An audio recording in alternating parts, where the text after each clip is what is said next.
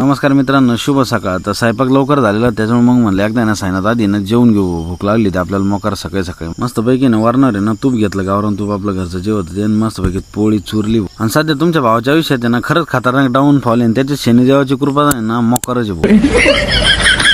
कसं आहे ना, आदल्या दिवशी ना पिकअपचे ना शेंडी पाठवून 2 प्रॉब्लेम क्लिअर करून आणले भाऊ आपण. आणि तिसराच प्रॉब्लेम आज सकाळी निघाला होता, गाडी चालूच आहे ना. मग शेवटी ना लहान पिकअप बोलिली, मग मोठी पिकअप बांधली, लहान पिकअपनी मग वाढायला लागलो. मग काय वाढल्यावर आहे ना चालू झाली बरं का गाडी. मग त्याच्यानंतर रोहन सरलं म्हणलं आता हिला असंच गंगापूरला जाऊ द्या बरं का, आणि पिकअपचा आहे ना प्रॉब्लेमच क्लिअर करून आणा म्हणलं परत. मग काय त्याच्यानंतर आपण आहे ना STP चालू केलं. गोटा आहे ना लय घाण झालेला होतो, रबर मॅट आहे ना इतकी जाम झालेली होती शानाने ना. मग मस्तपैकी टाकाट्रीत आहे ना धुवून काढला बरं का. आता तसं पावसाचं वातावरण होत होतं बरं का. आणि कसं आहे ना म्हणलं पाऊस लागले रे ना गायामध्येच राहते तर मग आणखीन घाण आज धुवूनच घेऊन. मग काय शेवटी पावसाची ना वाट पाहून आहे ना 3-4 वाजता आहे पावसाने मस्तपैकी थोडी काय ना हजेरी लावली होती बरं का. आज आहे ना प्रेझेंटली लावली होती म्हणलं आता ना हजेरी रजिस्टरला साईन आपल्याला टिक करावं लागेल पावसासाठी.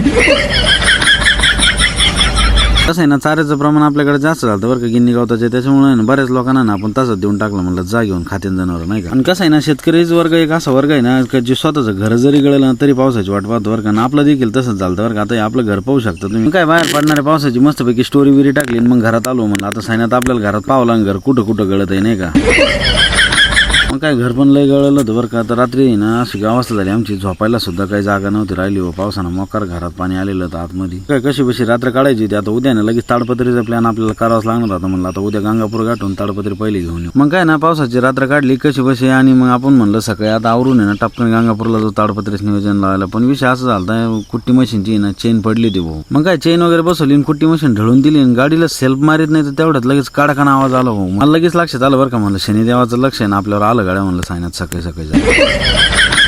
आणि काय झालं ना या भानग्यात ना कुट्टी मशीनच्या आहे ना बॉडीवर पाना राहिलं होतं. आणि तेच पाना आहे ना कुट्टीमध्ये गेला, पाण्याचे 3 तुकडे झाले आणि पात्याचं सगळं वाटोळं झालं बरं का. मग म्हणलं आता सायना तू फक्त गंगापूरला चालत आता तुला आहे ना नेवाशी फाटेल पण जावं लागेल बळीराजावाल्याकडे नाही का पात्याचं नियोजन लावायचं.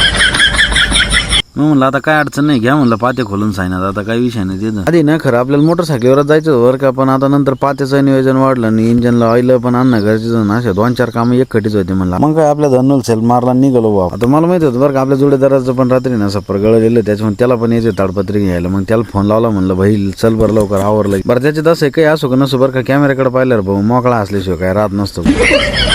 मग काय अशफाक भाईला घेऊन निघालो आपण गंगापूरला बरं का. मग गंगापूरला गेले ताडपत्री दुकानात गेलो. मग काय ताडपत्र्याच्या 2-4 क्वालिटी पाहिल्यावर अन्नाचं ध्यान आलं मला. अण्णा म्हणले ते 1 शितोडा 2 ठिकाणी होईन अशी क्वालिटीची ताडपत्री आण. मग जी सगळ्यात हलकी ती घेतली आपण. आता तुम्ही म्हणताना घेऊन घ्यायचीच होती, ताडपत्रीच घ्यायची होती तर मग तर बऱ्यापैकी घ्यायची ना. पण कसं आहे ना सध्या आता विषय डाऊनफॉलचा आहे ना. आणि त्याच्यात ना मला तिथे गेल्यावर आठवलं का मुरघासाचे आहे ना बॅगवर टाकायला आपली एक ताडपत्री होती बरं का. ती ना डबल करून टाकू म्हणलं, धकून जाईन बरं का, आजचे पैसे वाचतील.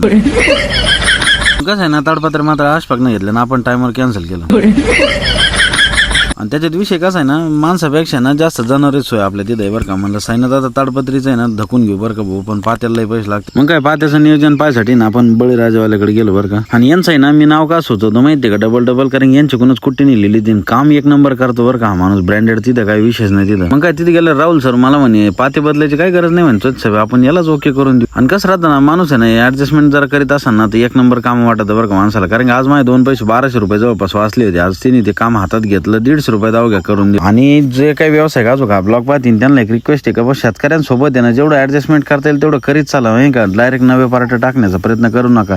जिथं होतंय तुम्हाला थोडासा ताण होईल त्या गोष्टीचा, पण शेतकऱ्याचे 2 पैसे वाचतील याचा पण विचार करत चला. आणि कसं आहे ना फक्त एसीच बसून लोकांनी भाषणं आणण्यापेक्षा ना थोडासा शेतकरी हा जगाचा पोशिंदा हे मात्र संकल्पना डोक्यात राहू दे बरं का. त्याच्यामुळे आणि शिवाय कसं आहे ना जगाचा पोशिंदा असून त्याच्याकडे पाहण्याचा दृष्टिकोन कमी हो. नोकरीवाला म्हणलं लगेच तुमच्या डोळ्यासमोर चित्र राहतं आणि शेतकरी म्हणलं का तुम्ही लगेच शून्य समजत. असं कम भेदभाव काही कळलंच नाही मला आजपर्यंत. जगाची किंमत कशी झाली माहिती ना, लोकांना दिसण्यावर जाते बरं का. आणि शेड दिसण्यावर काही जाऊ नका बरं का. तुमचा जेवढा महिन्याचा पगार आहे ना तेवढा आमच्या कारोडीच दूध प्याते हे बी डोक्यात ठेवा नाही का.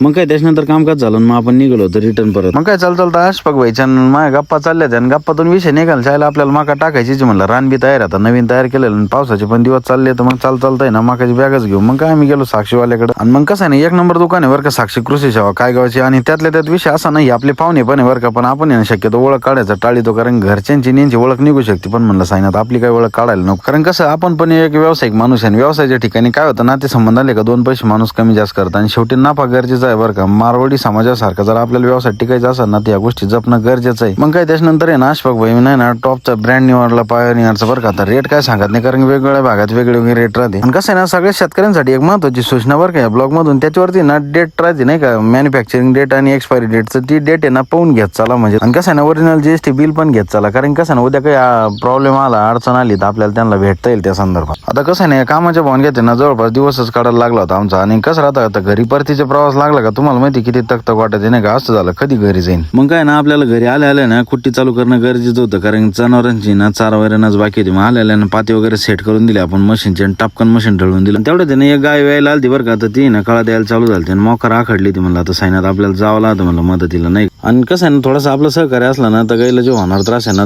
तो कमी होतो बरं का. त्याच्यामुळे ना आता जे काय अनुभवी माणसं आहे त्यांना माहितीची गोष्ट काय संवेदनशील आहे. आणि कसं आहे ना, कित्येक वेळेस मी सांगत आलो बरं का, शेतकऱ्याला गायला झालेला त्रास सहन नाही होत, आणि लोक शेतकऱ्याला ना पोरगी द्यायला ना घाबरते. अरे वा दुनिया काय असं कुठं असतं कसे. मग काय त्याच्यानंतर काय मोकळी केली. आणि हा शेतकऱ्याच्याच आहे ना गोट्यात ना तुम्हाला प्रेम, वात्सल्य, भावना या सगळ्या गोष्टी ना तुम्हाला पाहायला भेटते बरं का. कारण सगळं कुटुंब टेन्शन मध्ये राहते या सिच्युएशन मध्ये बरं का. फक्त ना मुलाचं पाहताना कर्तृत्व बघा आणि घराचे संस्कार बघा, या दोन गोष्टी पाहिलं ना तर मला नाही वाटत शेतकऱ्याच्या घरात ना पोरगी द्यायला काय अडचण आहे बरं का. तरी ज्यांनी आपल्या अजून ना युट्यूब चॅनलला सबस्क्राईब केलं नसेल आणि बेल आयकॉनवरती क्लिक केलं नसेल त्यांनी करून घ्या, म्हणजे जे काही रोज नवीन व्हिडिओ सोडतो मी त्याचे तुम्हाला नोटिफिकेशन मिळत जातील. तर कसा वाटला आजचा ब्लॉग नक्कीच कमेंटमध्ये कळवा. रामकृष्ण हरी.